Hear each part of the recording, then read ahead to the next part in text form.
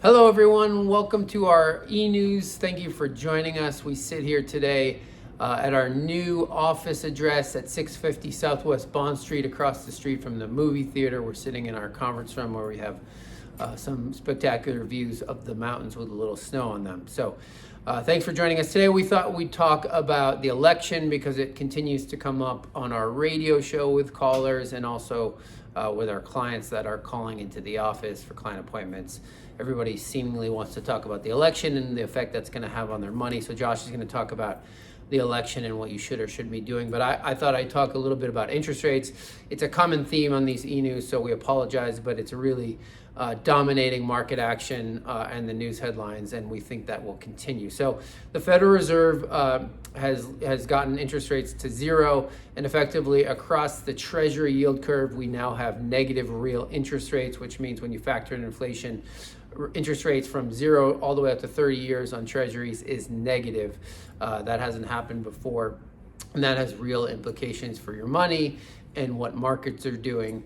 But we wrote a newsletter, a hard copy newsletter, and Josh wrote a piece about not fighting the Fed.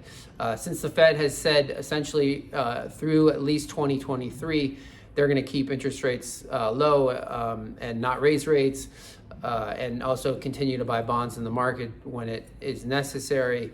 The Fed has essentially given everybody the green light to own stocks or risk assets for the foreseeable future. And so what the Fed is doing, and the idea that we're going to get some second round of stimulus probably after the election is dominating the market. I mean, that's why we continue to see stocks trade higher. We certainly believe there will probably be some volatility around the election, but ultimately what matters way more than who's in the White House or who's in your state capitol come January is what the Federal Reserve is doing, and that whether it's Joe Biden or Donald Trump, we're going to get a second round of stimulus, and markets are most solely trading on that. And that's what we think is going to continue to drive markets going forward, not who's in the White House or who's in your state capitol. So Josh can talk some more about the election and really what that means for you, and then I'll talk about individual businesses. As the election continues to dominate almost every single one of our client conversations, and we urge you to separate what are perceived ideological differences from the distribution of outcomes that will likely emerge regardless of who wins. And when you think about that distribution of outcomes, regardless of whether it's a Democratic administration or a Republican administration, we're going to see stimulus. It's really just a question of magnitude.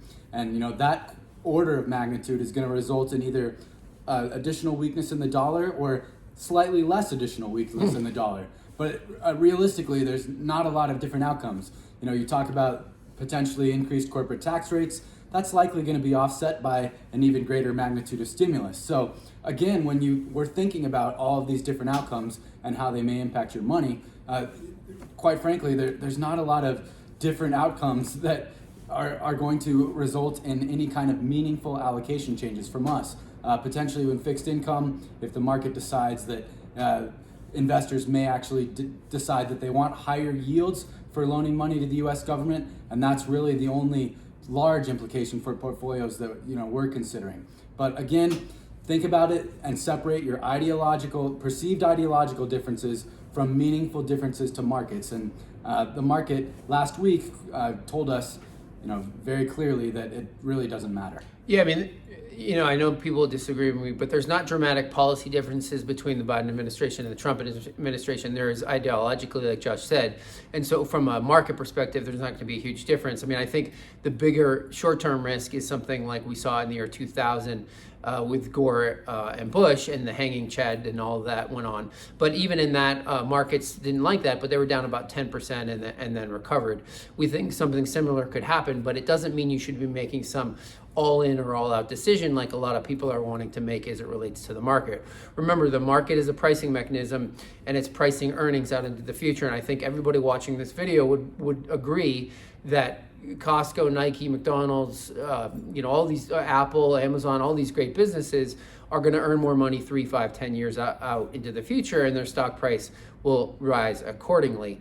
The other thing I'd say is, people want to make bets on different industries, but I remember when Obama was elected and everybody thought managed care businesses were going to get obliterated because of Obamacare, but one of the best performing stocks in the market was in fact a managed care business called United Health. It was up well over 1,000% while he was president, and there was a good example of somebody, or most investors thinking that was a business that was going to suffer greatly because of the Affordable Care Act, and when in fact it prospered greatly. So investing is not going to be a binary decision around the election. You can't make it that, because remember, the market is a pricing mechanism, pricing earnings out into the future, and we know over time earnings are going to grow. Our system isn't perfect, but it certainly works.